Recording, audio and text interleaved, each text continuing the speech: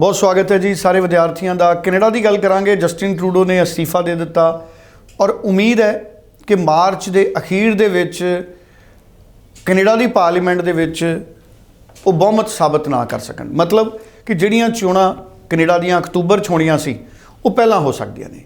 किन्नियां पहलां हो सकदियां ने? अगले 3-4 महीनों दे विच वोटां पै सकदियां ने। सो हुण दो वड्डे इंटेक ने कनेडा दे, मई इंटेक और सितंबर इंटेक। सो इन्हां दोनों इंटेक्स के एडमिशन ते या वीज़ा ग्रांट करन दे प्रोसैस ते किस तरह का असर पै सकता है? अगर सितंबर इंटेक तो पहलां भी नवीं सरकार आ गई तो की वीज़ा दीयां पॉलिसीज़ फिर चेंज हो जाणगियां? सो बहुत सारियां गल्लां ने जिन्हां ते आपां डिस्कशन करांगे। पर एक पॉइंट बड़ा इंपॉर्टेंट है कि जिहड़े 6 रूल्स बदले सी कनेडा ने पिछले साल वो हुण इंप्लीमेंट हो गए ने लगभग। इन्हां इंटेक्स दे विच हुण विद्यार्थी किस आधार के उत्ते वीज़ा उन्होंने मिल सकता है। और एक गल साफ है कि कोर्स बहुत इंपॉर्टेंट है हुण कनेडा दे विच। जे कोर्स माड़ा है तो थोड़ी जिंदगी खराब है। बहुत साधारण शब्दों च कमां। सो चंगा कोर्स तुसीं लैना किवें है, पोस्ट स्टडी वर्क परमिट उहदे ते तुसीं किवें चैक करना है कि मिलेगा या नहीं मिलेगा, उस तो बाद थोड़ी जिंदगी की कहानी शुरू होंदी है। सो अनीता मैडम साडे नाल ने, अनीता भंडराल जी जिहड़े कि स्टडीज़ केयर की टीम नूं हैड करते हैं, कनेडा नूं बहुत सालों तो स्टूडेंट्स नूं गाइड कर रहे हैं और बहुत चंगा सक्सैस रेट भी कनेडा का हासिल करते हैं। साडे नाल मौजूद ने अनीता मैम, बहुत बहुत स्वागत है जी। Thank you. So Anita ma'am, मैं चाहूँगा कि ये सारे पॉइंट्स नूं तुसीं एड्रैस करो जी। सो अभी जो न्यूज़ है कि जस्टिन ट्रूडो ने जैसे रेजिग्नेशन दिया है, उसका इम्पैक्ट इंटरनेशनल स्टूडेंट्स पे क्या पड़ेगा? सबसे पहले तो ये समझना पड़ेगा कि जब तक जस्टिन ट्रूडो की गवर्नमेंट थी, यानी कि 2015 से लेके 2024 तक, तो तब तक बहुत सारी चीज़ें चेंज हुई है। एक टाइम ऐसा भी था कि कनाडा इतना ज़्यादा लीनियंट हो चुका था कि बहुत सारे वो वाले स्टूडेंट्स भी गए जो एक्चुअली इतना ज़्यादा क्वालिफाई नहीं करते थे, यानी कि 5, 5.5 बैंड वाले। कई बार तो पैकेज सिस्टम बहुत गया है। अगर मैं पंजाब के स्टूडेंट्स की बात करूँ तो पैकेज सिस्टम बहुत बिका है, जो कि कंसल्टेंट ने काफ़ी ज़्यादा प्रमोट किया है। तो बहुत ज़्यादा स्टूडेंट्स गए हैं। बट एक टाइम पे जब स्टूडेंट्स वहाँ पे इतने ज़्यादा हो गए थे तो कहीं ना कहीं बहुत सारे स्टूडेंट्स को कुछ मुश्किलों का सामना करना पड़ा, यानी कि लोगों के पास जॉब्स नहीं थी, कुछ लोगों के पास रहने के लिए जगह नहीं थी। तो इसके करके गवर्नमेंट ने फिर से रूल्स जो है वो काफ़ी ज़्यादा स्ट्रिक्ट कर दिए थे। और एक टाइम पे एक से 2 महीने पहले तो अभी तक ऐसा था कि हर स्टूडेंट कनाडा अप्लाई करने से पहले 100 बार सोचता था अप्लाई करूं या ना करूं, वीज़ा आएगा या नहीं आएगा, या वहाँ पे काम होगा या पीआर किस तरह से मिलेगी। तो हर स्टूडेंट के दिमाग में ये चीज़ था। लेकिन रिसेंटली जब इन्होंने एसडीएस की कैटेगरी को बंद किया तो that was the clear indication कि बिल्कुल 6 महीने के अंदर ही कहीं ना कहीं कनेडियन गवर्नमेंट को पता चल गया है कि इंटरनेशनल स्टूडेंट्स हैं वो बहुत इंपॉर्टेंट रोल प्ले कर रहे हैं कहीं ना कहीं कनेडियन इकोनॉमी में। सो जब स्टूडेंट्स नहीं जा रहे थे, इतने सारे स्टूडेंट्स थे जो कि जो पहले जाते थे यूनिवर्सिटीज़ में, कॉलेजेस में, वो रेवेन्यू कहीं ना कहीं बहुत ज़्यादा डाउन हुआ है। सो उसके करके इन्होंने अपने रूल्स वापस से फिर से थोड़े से लीनियंट कर दिए थे। तो ये सारी जितने भी सिनेरियो है, जितनी मेरी रिसर्च है और जितनी मेरी एक्सपर्टी है, मैं यही समझ पाई हूँ कि अब जो रूल्स एंड रेगुलेशंस होंगे वो कहीं ना कहीं इंटरनेशनल स्टूडेंट्स के फेवर में होंगे। पहली चीज़ तो यही है। सो इस चीज़ में स्टूडेंट्स को किस तरह से ध्यान रखना है कि वो किस तरह से एप्लीकेशन अप्लाई करें, किस तरह से वो वीज़ा लें और किस तरह से वो लॉन्ग टर्म में पीआर के लिए अप्लाई कर सकते हैं। पहली आपको जो सबसे पहला जो ध्यान रखना है, आप उन्हीं कोर्सेज में अप्लाई करें जहाँ पे आपको वर्क परमिट मिले। क्योंकि वर्क परमिट में अगर आप डीएलआई की वेबसाइट पे देखोगे तो वहाँ पे 6 कैटेगरी है जिसके अंडर अगर आप अप्लाई करोगे तो you will get the work permit.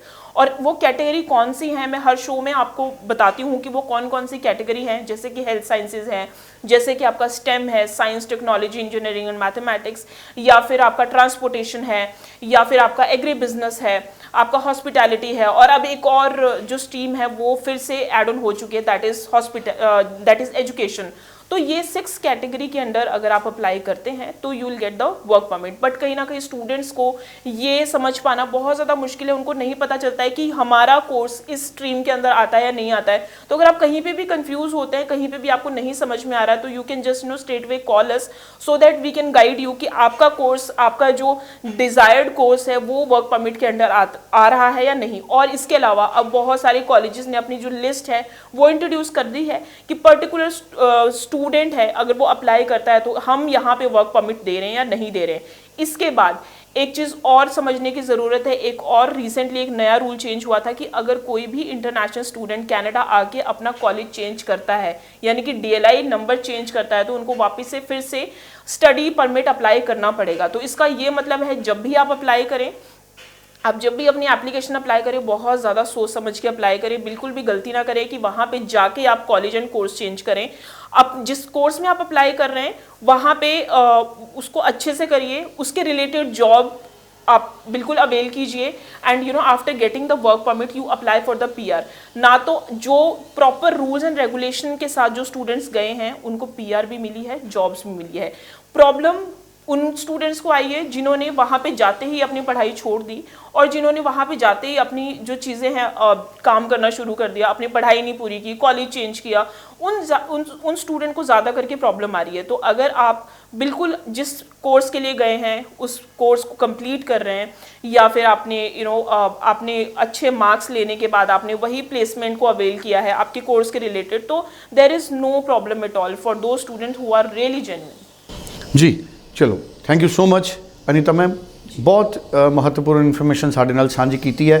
ਸਾਰੇ ਵਿਦਿਆਰਥੀ ਅਗਰ ਮਈ ਜਾਂ ਸਤੰਬਰ ਇਨਟੇਕ ਦੇ ਵਿੱਚ ਅਪਲਾਈ ਕਰਨਾ ਚਾਹਣ ਤੇ ਉਹ ਸਟੱਡੀ ਸਕੇਅਰ ਦੇ ਜ਼ਰੀਏ ਅਪਲਾਈ ਕਰ ਸਕਦੇ ਨੇ। ਸੋ ਅਨੀਤਾ ਮੈਮ, ਮਈ ਔਰ ਸਤੰਬਰ ਇਨਟੇਕ ਦੀ ਜੇ ਅਸੀਂ ਗੱਲ ਕਰੀਏ ਤੇ ਮੋٹے ਤੌਰ ਤੇ ਤੁਸੀਂ ਕਿਸ ਤਰ੍ਹਾਂ ਦਾ ਪ੍ਰੋਫਾਈਲ ਐਕਸੈप्ट ਕਰੋਗੇ? जी, सो बेसिकली मई और सितंबर इनटेक के लिए अगर कोई स्टूडेंट हमारे पास आता है तो सबसे पहले we always we promote the government institutes और या फिर public university. We don't send the student for the private institute because उनको आगे जाके PR में प्रॉब्लम का सामना करना पड़ सकता है, या फिर वर्क या जॉब के लिए उनको जो प्रॉब्लम्स का सामना करना पड़ सकता है। इसलिए we always promote the government funded colleges और यूनिवर्सिटी।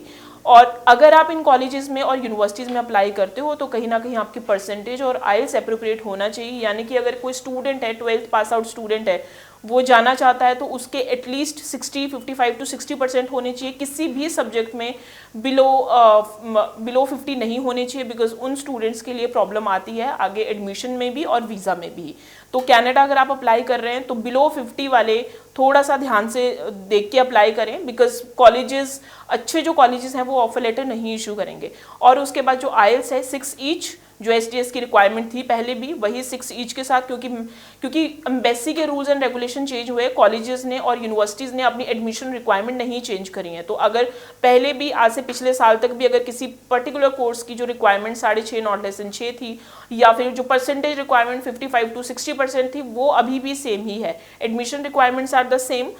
हाई कमीशन की रिक्वायरमेंट चेंज हुई है तो we will follow the admission requirement जो यूनिवर्सिटी कहती है, सो दैट स्टूडेंट को किसी अच्छे इंस्टीट्यूट और यूनिवर्सिटी से ऑफर लेटर आए और उस यूनिवर्सिटी के बेसिस पे ही वो आगे वीज़ा अप्लाई करे। और यही एक मूल मंत्र है इस टाइम पे कनाडा का वीज़ा लेने का। आप you choose the good college so that you can get the visa, so आपको कोई और प्रॉब्लम ना फेस करनी पड़े। जी चलिए, थैंक यू सो मच। सो बहुत ही महत्वपूर्ण जानकारी ਸਾਡੇ ਨਾਲ ਅਨੀਤਾ ਮੈਮ ਨੇ ਸਾਂਝੀ ਕੀਤੀ ਹੈ। ਸਕਰੀਨ ਤੇ ਨੰਬਰ ਹੈ, ਵੀਡੀਓ ਦੇ ਹੇਠਾਂ WhatsApp ਨੰਬਰ ਹੈ, ਉੱਪਰ ਫੋਨ ਨੰਬਰ ਹੈ, ਦੋਨਾਂ ਤੇ ਮੈਸੇਜ ਜਾਂ ਕਾਲ ਕਰ ਸਕਦੇ ਹੋ। Thank you so much. Thank you.